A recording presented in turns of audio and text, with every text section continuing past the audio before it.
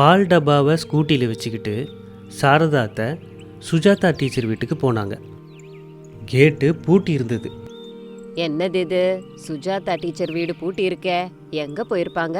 இப்படி யோசிச்சுக்கிட்டே இருக்கும்போது அவங்க செல்ஃபோனுக்கு கால் வந்துச்சு. வணக்கம் சுஜாதா டீச்சர், வீட்டுக்கு பால் ஊத்த வந்தேன், வீடு பூட்டி இருக்கு. நானே உங்களுக்கு ஃபோன் போடணும்னு நினைச்சேன், அதுக்குள்ள நீங்களே போட்டுட்டீங்க. சாரதா, கோடை விடுமுறை இல்லையா, நான் குழந்தைங்களை கூப்பிட்டுக்கிட்டு திடீர்னு வேற ஊருக்கு போக வேண்டியாயிடுச்சு. வெயில் நாள் முடிஞ்சிட்டு வரோம், வந்ததுக்கு அப்புறம் நானே மறுபடியும் உங்களுக்கு ஃபோன் பண்றேன் அப்படின்னு சுஜாதா சொன்னதும் கொஞ்சம் கஷ்டமா சரிங்க டீச்சர் அம்மா, வச்சிடுறேன் அப்படின்னு சொல்லி ஃபோனை வச்சுட்டாங்க. இப்ப வெயில் நாள் வேற வந்துருச்சா, இந்த ஊர்ல யார் யார் பால் குடிப்பாங்களோ, யார் யார் இருக்காங்களோ ஒன்னும் புரியல. இப்படி போச்சுன்னா என் சம்பாத்தியத்துல பெரிய குழி விழுந்துருமே. இதை நம்பிதானே என்னோட 2 பேர பிள்ளைங்களையும் சின்ன ஸ்கூல்ல இருந்து பெரிய ஸ்கூலுக்கு அனுப்புனேன். இப்படி நினச்சிக்கிட்டே வேற எதையும் யோசிக்காம சுஜாதா டீச்சர் வீட்டிலேருந்து ஸ்கூட்டியை எடுத்துக்கிட்டு இன்னும் கொஞ்சம் தூரத்தில் இருக்கிற ரேவதி வீட்டு முன்னாடி போய் நின்னாங்க. வீட்டு வெளியே பார்த்தாங்க, கேட்டு பூட்டலை. சாரதா மனசு கொஞ்சம் நிம்மதியாச்சு.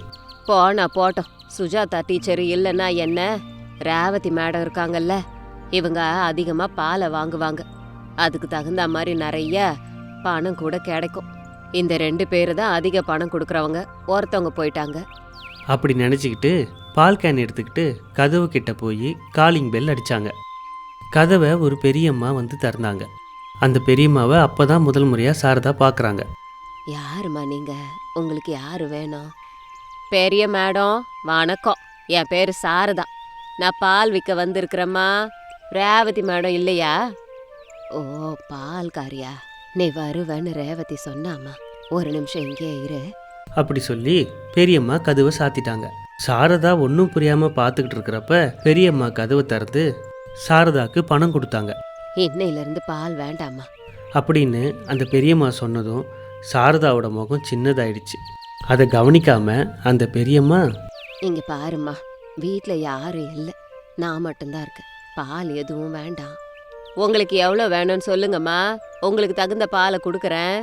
எனக்கு பால் வேண்டாம்மா, டாக்டர் எனக்கு பால் ஒத்துக்காதுன்னு சொல்லியிருக்காரு அப்படின்னு சொல்லி கதவு சாத்திட்டாங்க அந்த பெரியம்மா. சாரதா கொஞ்சம் பயந்த மனசோட ஸ்கூட்டி கிட்ட வந்தாங்க. ஸ்கூட்டியில் போய்கிட்டே மனசுக்குள்ளேயே யோசிச்சுக்கிட்டே வந்தாங்க. என்ன அது இப்படி ஆயிடுச்சு, இந்த வெயில் காலம் வந்து என் சம்பாத்தியத்தை பாழாக்கிடுச்சே. சுஜாதா மேடம் இல்லை, ரேவதி மேடம் இல்லை, பால் வேற இவ்வளோ மீந்திருக்கே அப்படின்னு யோசிச்சுக்கிட்டே கொஞ்சம் தூரம் வந்து ஒரு பாய்ஸ் ஹாஸ்டல் கிட்ட நின்னாங்க. அப்போ கேட் முன்னாடி நின்றுட்டு இருந்த ஹாஸ்டல் வார்டன் சாரதாவை பார்த்து, சாரதாம்மா, ஹாஸ்டலில் இப்போ காலேஜ் பசங்க யாருமே இல்லை, சம்மர் ஹாலிடேஸில் எல்லாரும் அவங்க ஊருக்கு போயிருக்கிறாங்க, இன்னிலிருந்து பால் வேணாம், சரிங்களா? ஐயா, திடுதிப்புன்னு இப்படி பால் வேண்டான்னா எப்படிங்க? இது கூட 2-3 நாளைக்கு முன்னாடி நோட்டீஸ் கொடுத்து பால் வேணான்னு சொல்லணுமா? ஏங்க கிண்டலா பேசுறீங்க? ஒரு 2 நாளைக்கு முன்னாடி சொன்னா நாங்க வேற எங்கேயாவது போயிருப்போம் இல்லையா? இப்போ மட்டும் என்ன கேட்டு போயிடுச்சு சாரதாம்மா, வேற எங்கன்னா கேட்டு பாருங்க. இன்னைக்கு இவ்ளோ பால் மீந்து போயிடுச்சேங்க. அதுக்கு நான் என்னம்மா பண்ண முடியும்? இன்னைக்கு மட்டும் பாலை எடுத்துட்டு கொஞ்சம் பணம் கொடுங்க ஐயா. குடிக்கிறதுக்கு யாரும் இல்லாம பால் வாங்கி நான் என்ன பண்றது, பால் அபிஷேகமா செய்யட்டும் அப்படின்னு அவர் சொன்னதும் சாரதாக்கு டக்குன்னு மனசுல ஒரு யோசனை வந்துச்சு. உடனே, இப்படி பண்ணீங்கன்னா புண்ணியம் எப்படிங்க வரும்? உங்க ஹாஸ்டல் பிசினஸ் நல்லா போகணும்னு சொல்லி கடவுளை வேண்டிக்கிறேனா, தயவு காட்டுங்க. சரி சாரதாம்மா, இப்போ நீங்கள் கிளம்புங்க அப்படின்னு சொல்லி அங்கிருந்து உள்ளே போயிட்டார் அந்த ஹாஸ்டல் முதலாளி. இப்போ ஒன்றும் செய்ய முடியாமல் ஏமாற்றத்தோட ஸ்கூட்டியில் நிரம்ப இருக்கிற பால் கேனை எடுத்துக்கிட்டு வீட்டுக்கு வந்தாங்க சாரதா. என்னாச்சாத்த, இவ்ளோ சோகமா இருக்கீங்க? வெயில் காலத்து கஷ்டங்கள் நமக்கு ஆரம்பிச்சிருச்சுடிமா. என்னது, வெயில் கால கஷ்டம் நமக்கு வந்துருச்சா? எனக்கு ஒண்ணுமே புரியலையே. நேத்து முந்தானத்து ஜாலியா சினிமால உள்ள பால் பாட்டெல்லாம் பாடிக்கிட்டே வந்தீங்க, இன்னைக்கு என்னவோ சோகமா எதையோ இழந்த மாதிரி வந்திருக்கீங்க. என்ன ஆச்சு அத்த, என்கிட்ட சொல்லுங்களேன். ஏண்டிமா மருமகளே, இப்படி வெளியவே நின்னு பேசவா? கொஞ்சம் வீட்டுக்குள்ளார வந்து ரிலாக்ஸ் ஆகி எல்லாம் பேச வேண்டாமா? உங்களுக்கு எது கம்ஃபர்டபுளோ அப்படியே செய்யுங்க அத்த, எனக்கு ஒன்றும் பிரச்சனை இல்லை. அப்படின்னா கொஞ்ச நேரம் உள்ள வந்து உட்காந்துட்டு ரிலாக்ஸ் பண்ணிட்டு அப்புறம் சொல்றேன். சரிங்க அத்தை. கேன்ல பால் அப்படியே இருக்கு, தண்ணி மாதிரி தூக்கி ஏறி. அப்படின்னு சாரதா சொன்னதும் அபிராமி ஆச்சரியத்தோட, என்ன அத்தை, கொண்டு போன பாலை அப்படியே திரும்ப கொண்டு வந்திருக்கீங்களா? எதுக்கு? வெயில் காலம் வந்தது, நமக்கு லீவு கொடுத்துருச்சு, நம்ம சம்பாத்தியத்துக்கும் லீவ் விட்டுடுச்சு. ஐயோ அத்தை, இந்த பால் சம்பாத்தியத்தால தானே குழந்தைங்களையே ஸ்கூல்ல விட்டு மாத்தணும். இப்ப எப்படி? நினைச்சது நினைச்ச மாதிரியே நடக்குமா? அப்பப்ப இப்படி சறுக்கல்கள் வரதா செய்யும். எது நடந்தாலும் அது நம்ம நல்லதுக்குன்னு நினைச்சு நம்மள நாமளே தேத்திக்கணுமா. அதேதான் நான் உனக்கும் சொல்றேன், நீயும் அப்படியே இரு.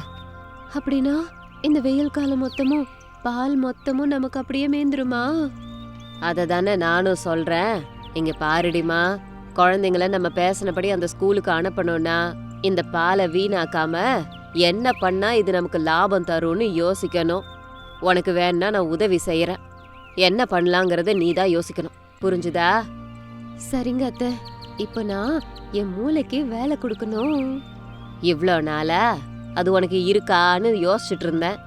இப்ப நீ சொல்லும் போதுதான் ஞாபகம் வருது, உனக்கு கூட மூளை இருக்கா? இப்படி சிரிச்சுக்கிட்டே அங்கிருந்து உள்ளே போயிட்டாங்க சாரதா. அனாமிகா கோவமாக பார்த்துக்கிட்டே பால் கேனை எடுத்துகிட்டு கிச்சனுக்குள்ளே போனான். கேஸ் ஸ்டவ்வில் பெரிய பாத்திரத்தில் பாலை காய்ச்சிக்கிட்டே என்ன செய்யறதுன்னு யோசிச்சுக்கிட்டு இருந்தா. சாரதா அத்தை உள்ளே வந்தாங்க. ஏண்டிமா மருமகளே, உன் மூளை வேலை செய்யுதா? செஞ்சுக்கிட்டு இருக்காத்த. ஏதாவது யோசனை வந்ததா? பால் இல்லாம பால்ல இருந்து தயார் பண்ற எதையாவது ஒண்ணு விக்கணும் அத்த, அப்பதான் நமக்கு பணம் கிடைக்கும். அப்படியா மருமகளே? ஆமா அத்த, இல்லனா பசங்க இந்த பழைய ஸ்கூல்லயே வந்தும் வராத படிப்பு படிச்சுட்டு இருப்பாங்க. இந்த பால்ல இருந்து எதை தயார் பண்ணி விக்கிறதுங்கிறது தான் கேள்வி. கேள்வி கேட்ட நல்லாதான் இருக்கு, அதுக்கு பதில் என்ன அதையும் சொல்லு. ஏற்கனவே இது வெயில் காலம். அப்படியா மருமகளே? நான் கூட ஏதோ குளிர் நாள்னு நினைச்சேன். ஐயோ அத்தை, இந்த நகைச்சுவையை கொஞ்ச நேரம் ஆஃப் பண்ணுங்களேன். என்னாடி இது, நகைச்சுவை கூட கூடாதா அத்தை? அப்படின்னு மருமக அனாமிகா கோவமாக மூஞ்சி தூக்கி வச்சுக்கிட்டா. சரி சரி மருமகளே, இப்ப நான் எதுவுமே பேசல, நீயே சொல்லு. அத்தை, இந்த வெயில் நாள்ல என்ன விற்கும்? கூல் ட்ரிங்க்ஸ், கரும்பு ஜூஸ், பழ ஜூஸ், லஸ்ஸி. இப்படி சொல்லிக்கிட்டே லஸ்ஸி அப்படின்னு சொன்னதும் அனாமிகா பேச்சை நிறுத்தி சந்தோஷமா இப்படி சொன்னான். எஸ், லஸ்ஸி. அத்தை, இந்த வெயில் நாள்ல லஸ்ஸி கூட ரொம்ப நல்லா விற்கும் அத்தை. சில்லுன்னு லஸ்ஸி, பெரிய கிளாஸ் 30 ரூபான்னு சொல்லி விற்க போறேன். நல்லா இருக்கும்ல, நிறைய பணம் கூட நமக்கு கிடைக்கும். அப்படின்னு அனாமிகா சொன்னதும் மாமியார் சாரதாவும் சந்தோஷமா பார்த்தாங்க. அடடே மருமகளே, என்ன மாதிரி யோசனை! இப்ப எதுக்குமா லேட் பண்ற? சூடாக்கின பாலெல்லாம் நல்லா ஆறுனதுக்கு அப்புறமா அத தயிராக்கிரலாம், அதுல சர்க்கரைய கலந்து லஸ்ஸி விக்கலாம். அப்ப நீ சொன்ன மாதிரி நமக்கு நல்ல சம்பாத்தியம் கிடைக்கும். சரிங்க அத்தை. அப்படின்னு சொன்ன உடனே சாரதா அத்தை கிச்சன்ல இருந்து வெளியே போயிட்டாங்க. மறுநாள் காலையில ஒரு மரத்தடியில தள்ளு வண்டி வச்சுக்கிட்டு அந்த ஏழை மருமக அனாமிகா லஸ்ஸி வியாபாரம் ஆரம்பிச்சா. சாரதா அத்தை அந்த வண்டி பக்கத்துல உக்காந்துக்கிட்டு லஸ்ஸி ரெடி பண்ணிட்டு இருந்தாங்க. லஸ்ஸி வாங்குங்க, லஸ்ஸி. வெயில் நாள்ல இருந்து உங்களை குளுமையாக்குற கூல் கூல் லஸ்ஸி. சாதா கிளாஸ் 20 ரூபாய் தான், பெரிய ஜம்போ கிளாஸ் 30 ரூபாய் தான். வந்து வாங்குங்க அப்படின்னு அனாமிகா விற்க ஆரம்பிச்சா. அந்த வழியா நடந்து போனவங்க, வெயில் தாங்க முடியாதவங்க லஸ்ஸி குடிச்சா இந்த வெயிலோட அனலுக்கு கொஞ்சம் எதமா இருக்குன்னு சொல்லி அனாமிகா தள்ளு வண்டி கிட்ட வந்து லஸ்ஸி வாங்கி குடிக்க ஆரம்பிச்சாங்க. சாரதா தயிர்ல லஸ்ஸி ரெடி பண்ணி கொடுப்பாங்க. அனாமிகா அந்த லஸ்ஸியை வித்துக்கிட்டே வந்தா. இப்படியே நாட்களும் நகர ஆரம்பிச்சுது. லஸ்ஸி விற்கிற ஏழை பொண்ணா அனாமிகாவுக்கு அந்த ஏரியாவில் எல்லார்கிட்டையும் நல்ல பேர் கிடைக்க ஆரம்பிச்சுது. நாள் ஆக ஆக அனாமிகா செஞ்சுட்டு வந்த லஸ்ஸி வியாபாரத்தில் நிறைய பணமும் கிடைச்சிது. மருமகளே, பால் வித்தா கூட அதுல இவ்ளோ பணம் கிடைக்காது, இதுல எவ்ளோ பணம் கிடைச்சிருக்கு. இப்படியே விப்போம். சரிங்க அத்தை. அப்படின்னு சொல்லி அத்தை மருமக 2 பேரும் சேர்ந்து மரத்தடியில் லஸ்ஸி விற்று நல்ல பணம் சம்பாரித்து சந்தோஷமாக இருந்தாங்க. கொஞ்சமும் எதிர்பார்க்காம திடீர்னு நஷ்டம் ஆயிட்ட வியாபாரத்தில் இப்படி ஆயிடுச்சேன்னு யோசித்து கஷ்டப்பட்டு ஏமாற்றத்தோட மனசொடைஞ்சு உக்காராம எந்த விதத்தில் அவங்க கிட்ட இருக்கிற பொருளையே வச்சு நல்ல லாபம் வர வியாபாரத்தை யோசித்து இந்த ஏழை மருமக அபிராமி லஸ்ஸி வியாபாரத்தை ஆரம்பித்து வெற்றிகரமாக நடத்தி தன்னோட குடும்பத்தை முன்னேற்றினா. அது வெயில் காலம். தண்ணீர் பஞ்சத்தால வாடிக்கிட்டு இருந்த அந்த ஊருக்கு வடக்கு திசையோட எல்லையில போட்டு இருந்த ஒரு கிணத்துக்கிட்ட சின்ன பானைகளை எடுத்துக்கிட்டு சாரதா அனாமிகாங்கிற மாமியார் மருமகளோட நிறைய பேரு குடத்தை வச்சுக்கிட்டு தண்ணிக்காக காத்துக்கிட்டு இருந்தாங்க ரொம்ப நேரமா. அத்தை, நம்ம இங்க எதுக்கு வந்திருக்கோம்? தண்ணிக்காகம்மா. தண்ணிக்காக இவ்ளோ நேரம் நிக்கணுமா? தண்ணி பஞ்சம் வந்து ஊரே காஞ்சு போய் கிடக்குது மருமகளே. அப்ப இதுவும் காஞ்சு போயிடுமா அத்தை? அடியே வாய மூடுடி, உன் வாய வச்சியா போச்சு அப்படின்னு சாரதா திட்டிட்டு இருக்கும்போது சைக்கிளை மிதிச்சுக்கிட்டு பெல்ல அடிச்சுக்கிட்டு செல்வம் கிணத்துக்கிட்ட வந்தாரு. நில்லுங்க, ஐயா வர நேரமாச்சு. எல்லாரும் ஒரு கையில 50 ரூபாய வச்சுக்கிட்டு இன்னொரு கையில குடத்தை வச்சுக்கிட்டு தயாரா இருங்க. 50 ரூபாய்க்கு 1 ரூபாய் குறைஞ்சா கூட அவங்களுக்கு தண்ணி கிடையாது.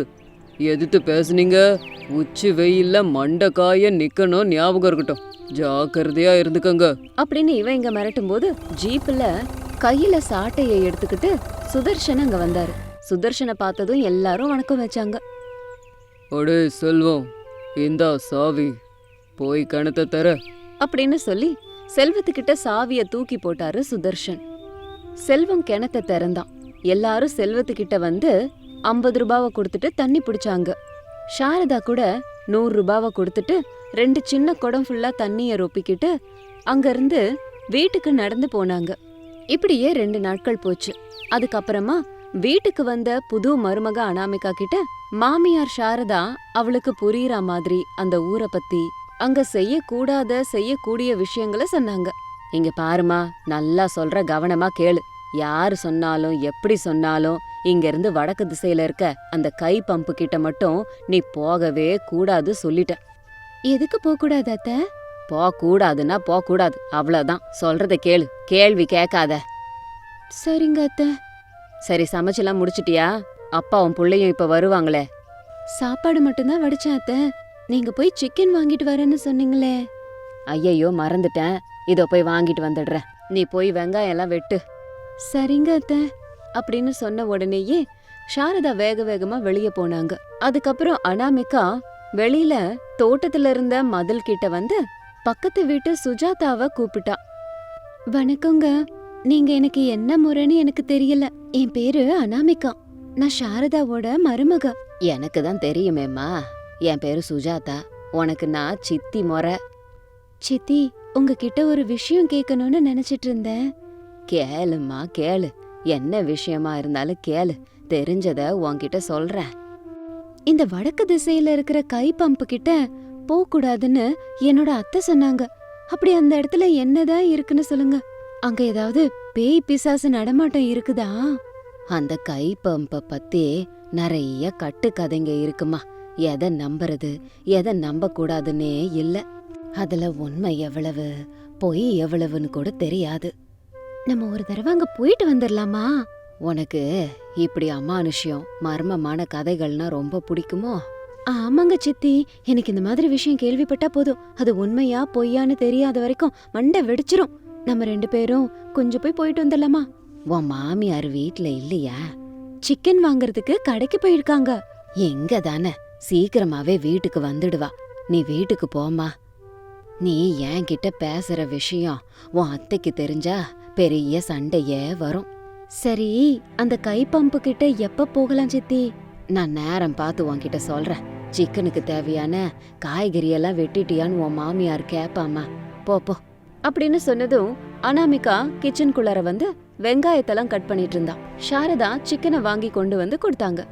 இந்தாடிமா, சிக்கனை நல்லா ருசியா பண்ணு, 2 பேருக்கும் ரொம்ப பிடிக்கும்.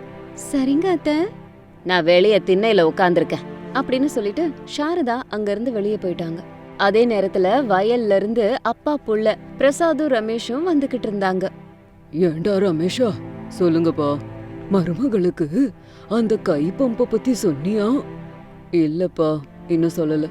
சொல்லணும்னு தான் நினைக்கிறேன், ஆனா ஏதோ ஒண்ணு தடுக்குது. மருமக நம்ம ஊருக்கு புதுசா வந்திருக்கா இல்லையா? அவளுக்கு நம்ம ஊரு கட்டுப்பாடு விஷயம் இது எல்லாத்தையும் நீதான் சொல்லணும். சொல்லிடுப்பா. ஒருவேளை சொல்லலன்னு வை, மருமக யாராவது எப்பயாவது கூப்பிட்டா போயிட போறா.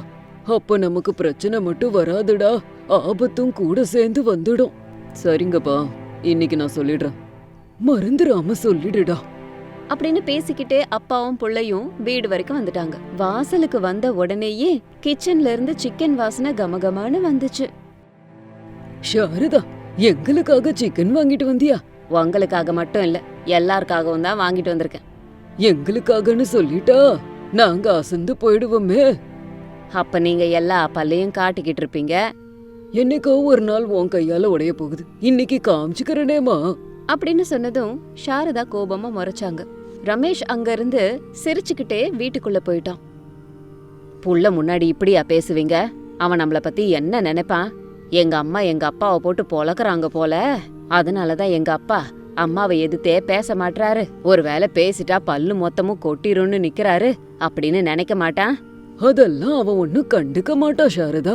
வா வா, போய் சாப்பிடலாம் அப்படின்னு சொல்லி சாரதாவை கூப்பிட்டுக்கிட்டு உள்ள போனாரு பிரசாத். சாப்பாடு கிண்ணம், குழம்பு கிண்ணம், பொரியல் கிண்ணம் எல்லாத்தையும் கீழே வச்சுட்டு எல்லாரும் சாப்பிடுறதுக்கு தயாரானாங்க. அப்பதான் சாரதாக்கு ஞாபகம் வந்தது. மருமகளே, அந்த தண்ணி குடத்தையும் கொண்டு வந்து வை. தண்ணிக்காக திரும்ப திரும்ப எந்திரிக்க வேண்டாம் பாரு. சரிங்க அத்தை அப்படின்னு சொல்லிட்டு அனாமிகா கிச்சன்ல இருந்த சின்ன பானை கிட்ட வந்தா. ஒரு குடத்தை பார்த்தா, அதுல தண்ணியே இல்ல. இன்னொரு குடத்தையும் பார்த்தா, அதுலயும் தண்ணி இல்ல. காலியான அந்த 2 பானையையும் எடுத்துக்கிட்டு சாரதா கிட்ட வந்தா. அத்தை, இந்த 2 பானையிலயும் தண்ணி இல்ல, காலியா இருக்கு அப்படின்னு சொல்லிக்கிட்டு இருக்கும்போது செல்வம் கையில ஒரு மைக்க வச்சுட்டு கத்திட்டு இருந்தான். எல்லாரும் கவனமா கேளுங்க, கிணத்துல இருந்த தண்ணியும் வத்தி போச்சு அப்படின்னு சொல்லிட்டு இருக்கும்போது சாரதாவும் அனாமிகாவும் வெளியில வந்து பார்த்தாங்க. எல்லாருக்கும் கேட்டுச்சா? தினமும் நீங்க தண்ணி எடுக்கிற கிணறு வத்தி போச்சு, இனிமே தண்ணி இல்ல. தண்ணி வேணுங்கிறவங்க என்ன வேணா பண்ணிக்கோங்க. இந்த விஷயத்துல சுதர்ஷன் ஐயாக்கு எந்தவித சம்பந்தமும் இல்ல. சொல்ல வேண்டியதை சொல்லிட்டேன் அப்படின்னு சொல்லிக்கிட்டே அடுத்த தெருவுக்கு போனான். தண்ணி கஷ்டத்தை மனசுல வச்சுக்கிட்டு நீரை வீணாக்க கூடாதுன்னு நினைச்சுக்கிட்டு சிக்கன் சாப்பிட்டுக்கிட்டு இருந்தாங்க. ராத்திரி ஆச்சு. எல்லாரும் தூங்கிக்கிட்டு இருந்தாங்க. தூக்கம் வராத அனாமிகா மட்டும் ஜன்னலை திறந்து வச்சுட்டு வெளியே பார்த்துட்டு இருந்தா. கொஞ்ச தூரத்துல ஒரு சாமியார் பிரத்யட்சையானாரு. அனாமிகா அந்த சாமியாரையே குழப்பத்தோட பார்த்துட்டு இருந்தா. இங்கே வா அம்மா, இங்கே வா. உனக்கும் இந்த ஊருக்கும் தேவையான தண்ணீரை நான் அளிக்கிறேன். என் அருகில் வா அம்மா அப்படின்னு சொல்லிட்டு இருக்கும்போது அனாமிகா கொஞ்ச நேரம் என்ன பண்றதுன்னு ஒன்னும் புரியாம முழிச்சுக்கிட்டே இருந்தா. பயம் கொள்ளாதே, வா அம்மா. நான் இங்கே கவலையில் இருக்கிறேன், அடைப்பட்டு இருக்கிறேன். என்னை நீ விடுதலை செய்தால் நான் உனக்கு தேவையான தண்ணீரை அளிக்கிறேன் அம்மா அப்படின்னு சொன்ன உடனேயே அனாமிகா கொஞ்சம் தைரியமா வந்தா.